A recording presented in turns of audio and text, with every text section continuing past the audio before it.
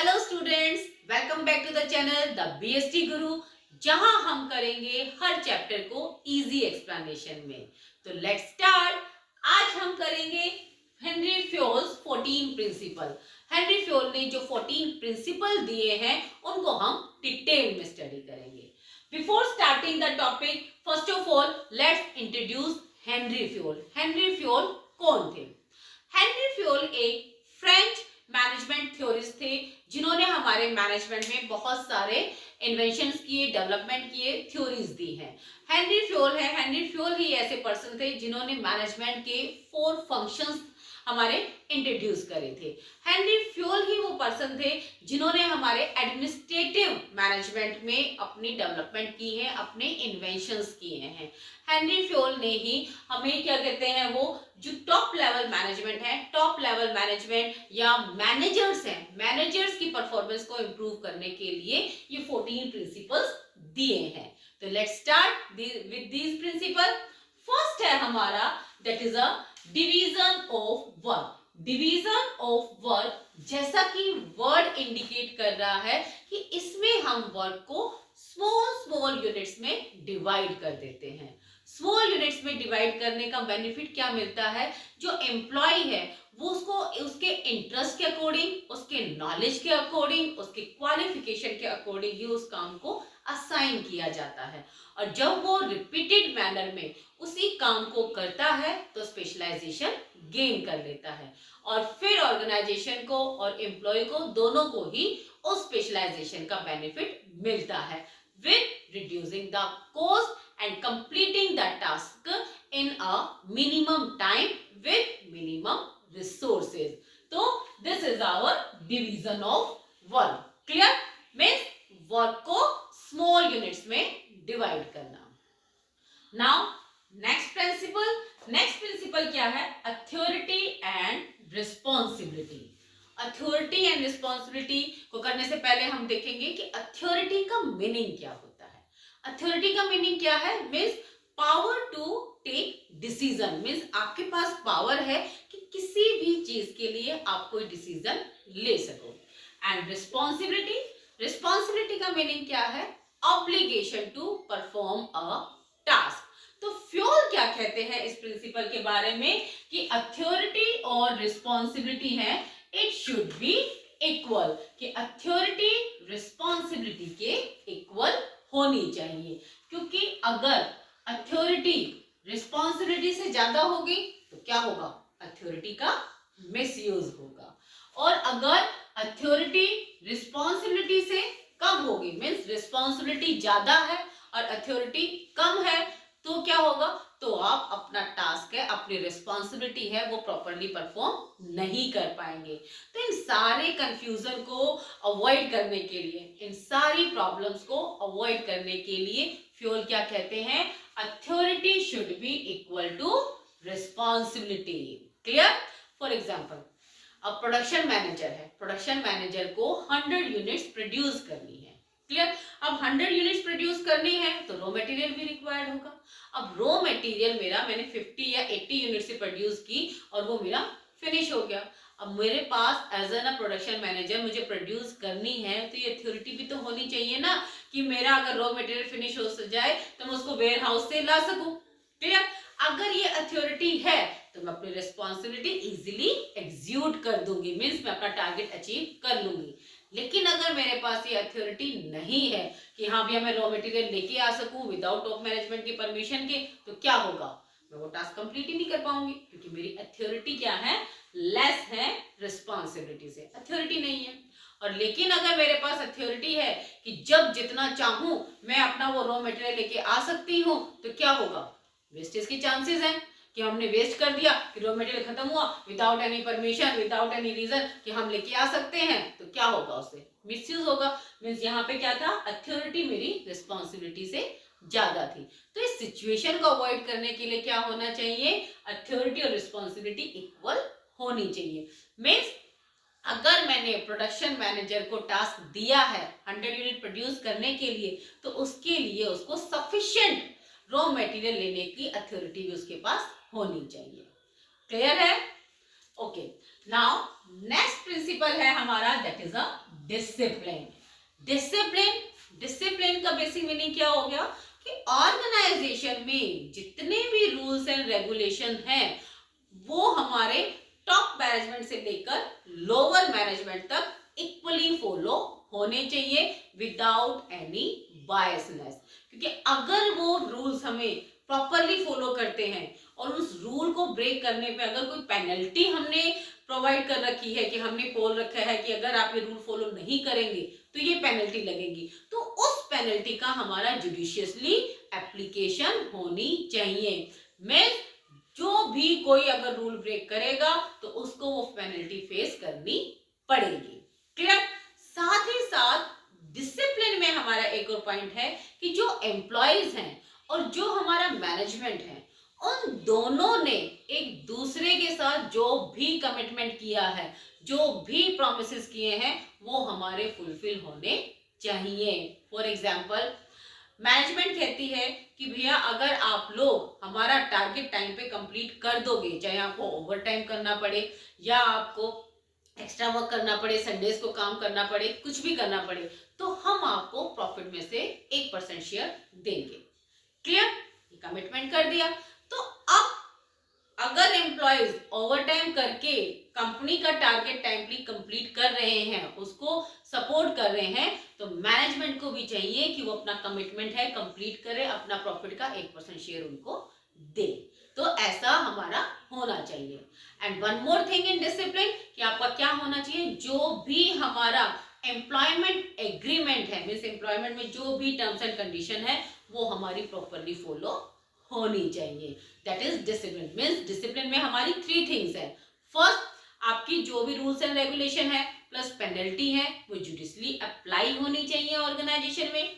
Second, management और employees के बीच में जो भी एग्रीमेंट हुआ है, जो भी कमिटमेंट हुआ है वो प्रॉपरली फॉलो होना चाहिए। एंड थर्ड, आपके एम्प्लॉयमेंट का जो एग्रीमेंट है, जो भी उसमें टर्म्स एंड कंडीशन है वो भी प्रॉपरली होने चाहिए। और इस सबको प्रॉपरली फॉलो करने के लिए क्या होना चाहिए, हमारे पास प्रॉपर एक सीनियर मैनेजमेंट होना चाहिए जो इजीली मींस हर लेवल पे मेरे पास एक गुड सुपीरियर होना चाहिए जो इन चीजों को फॉलो करा सके।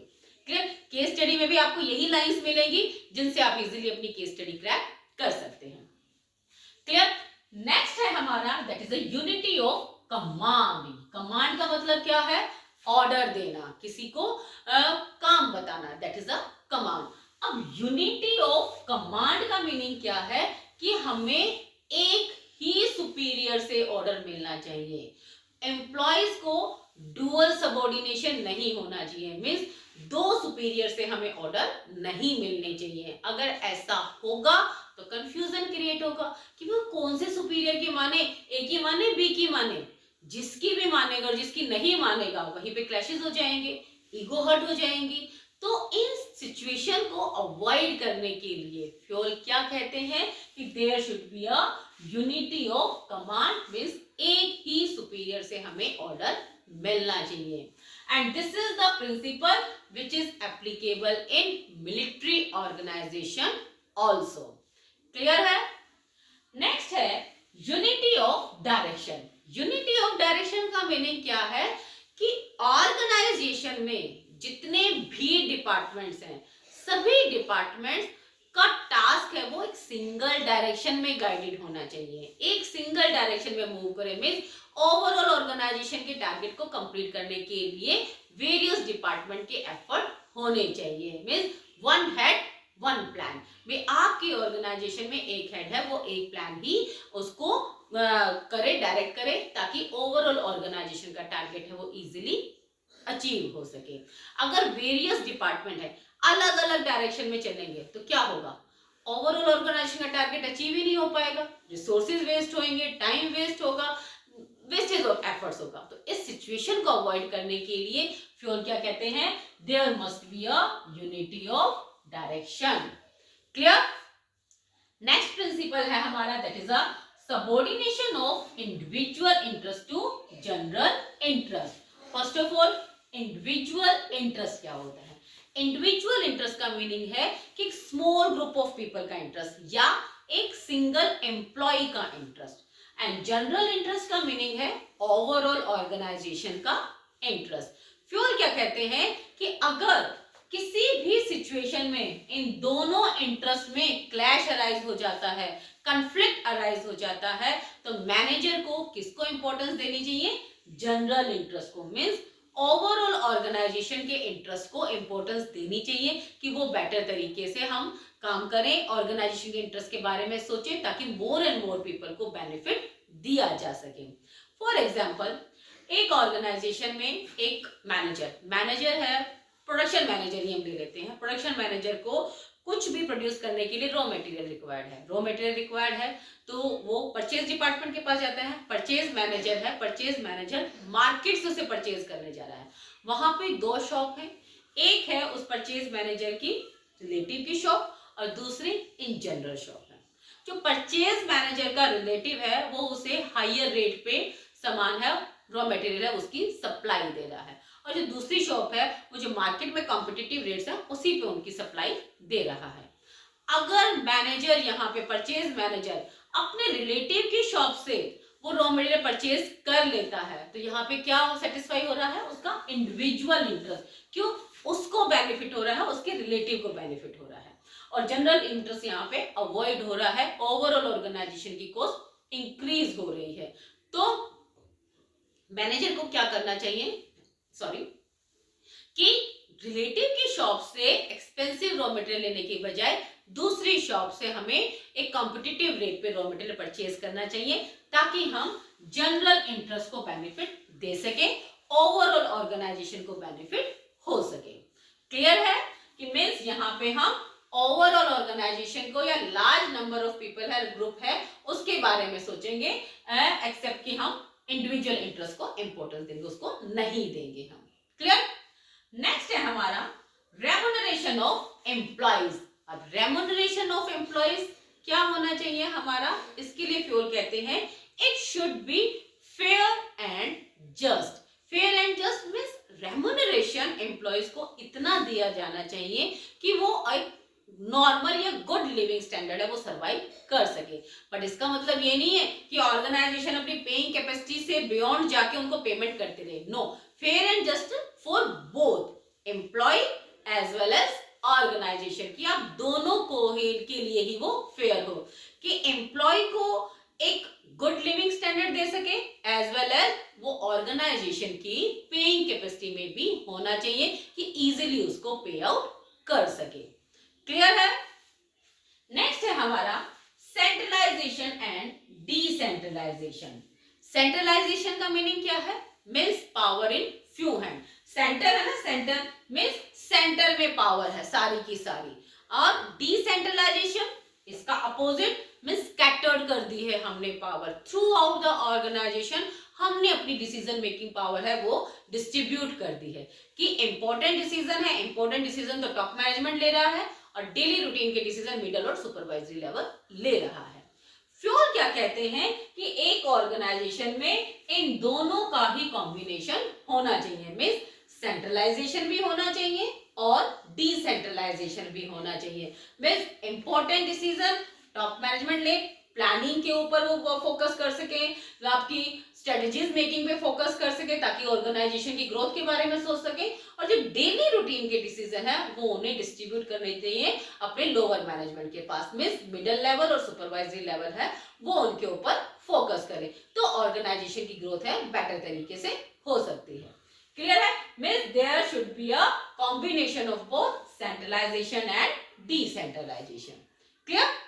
नेक्स्ट है हमारा that is a scalar chain. Scalar chain का मतलब क्या है हमारा? That is a means hierarchy of communication.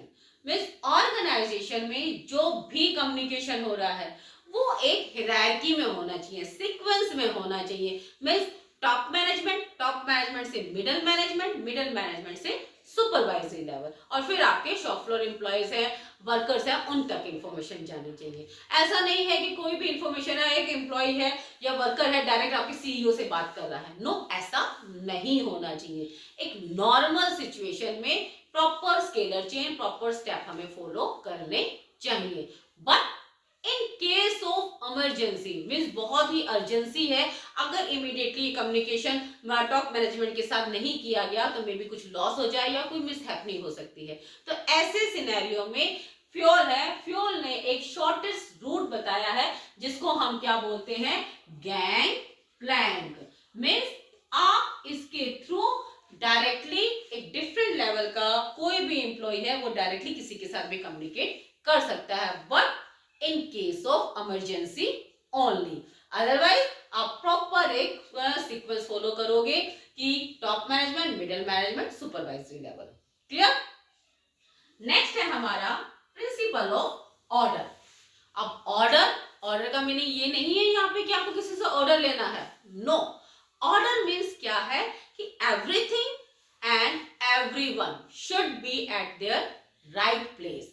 भी हर चीज और हर पर्सन की एक पोजीशन होती है, तो वो लोग उस प्लेस पर और उस पोजीशन पे रहने चाहिए, ताकि जब रिक्वायरमेंट हो हम उन लोगों से या उस मशीनरी से कांटेक्ट कर सके, उस मशीनरी को हम डायरेक्टली जाके यूज कर सकें। अगर सारी चीजें अपनी जगह पे नहीं होंगी तो क्या होगा, उस चीज को ढूंढने में टाइम वेस्ट होगा, वेस्टेज ऑफ एफर्ट हो जाएगा, हमारा टाइम ज्यादा कंज्यूम होगा और हमारा टारगेट है वो टाइमली कंप्लीट नहीं हो पाएगा। Means there should be a right place for everything and everything and everyone should be at their right place। सबके लिए एक प्रॉपर प्लेस होना चाहिए और सारी चीजें either it is a man or it is a material, they should be at their proper place। वो वहां पर होने भी चाहिए ताकि हमारे एफर्ट्स हैं उनको ढूंढने में वो वेस्ट ना हो। क्लियर? नेक्स्ट है इक्विटी। अब इक्विटी का मीनिंग क्या है यहाँ पे कि ऑर्गेनाइजेशन में जितने भी एम्प्लॉयज हैं, चाहे टॉप है, मिडिल है, सुपरवाइजरी है, वो उनको एक इक्वल ट्रीटमेंट मिलना चाहिए regarding the rules and regulation. भी हम उन एम्प्लॉयज में उनके जेंडर के बेस पे, उनकी एजुकेशन के बेस पे, रिलीजन के बेस पे, किसी भी बेस पे, कलर के बेस पे हम उनके साथ कुछ भी डिस्क्रिमिनेशन ना करें।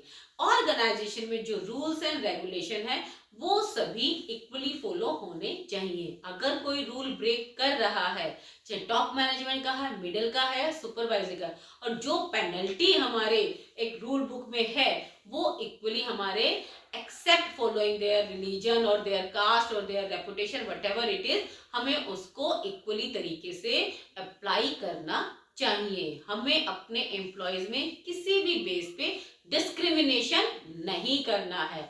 जब हम उनको ऐसे इक्वली ट्रीट करेंगे तभी उनमें बिलोंगिंगनेस आएगी तो बेटर तरीके से वो काम कर पाएंगे। क्लियर? नेक्स्ट है हमारा स्टेबिलिटी ऑफ पर्सनल का मीनिंग क्या होता है यहाँ पे, एम्प्लॉयज।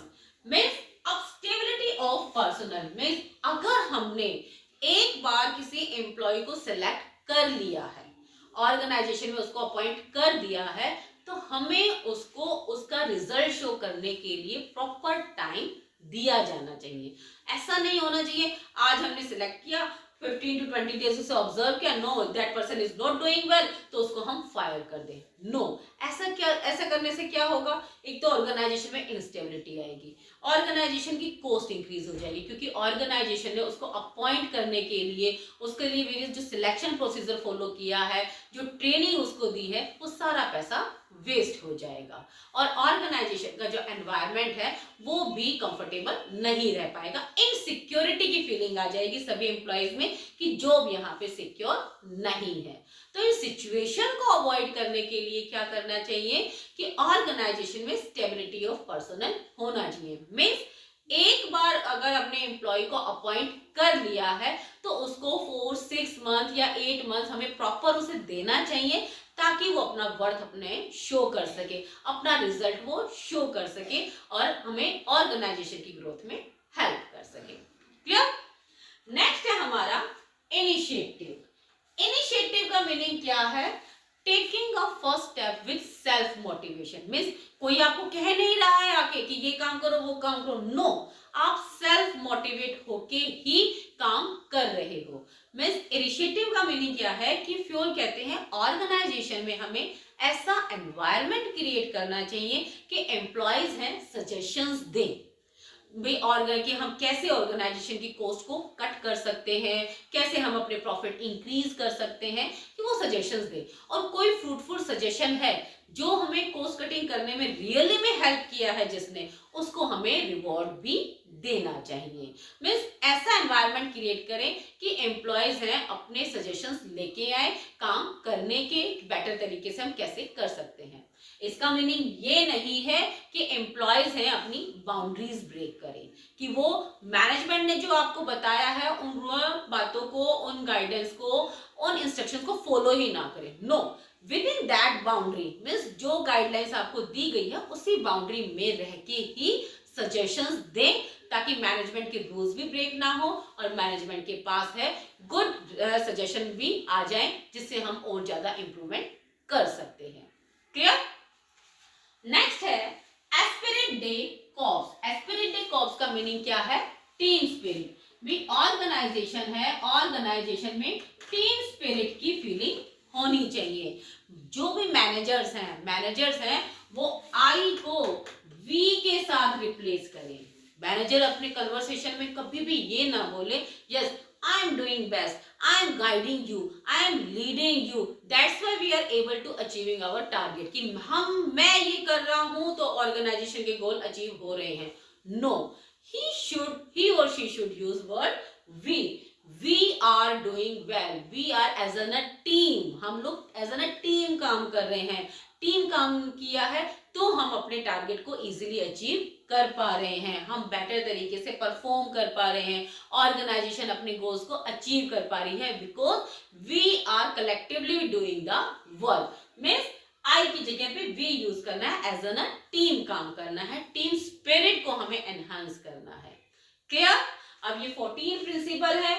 होप आपको अब प्रॉपरली पूरी तरीके से कॉन्सेप्ट क्लियर हो गया है। क्या हमें एक्सप्लेनेशन लिखनी है? अगर एक्सप्लेनेशन पसंद आए हैं तो चैनल को लाइक और शेयर जरूर करें और सब्सक्राइब जरूर करें। Thank you.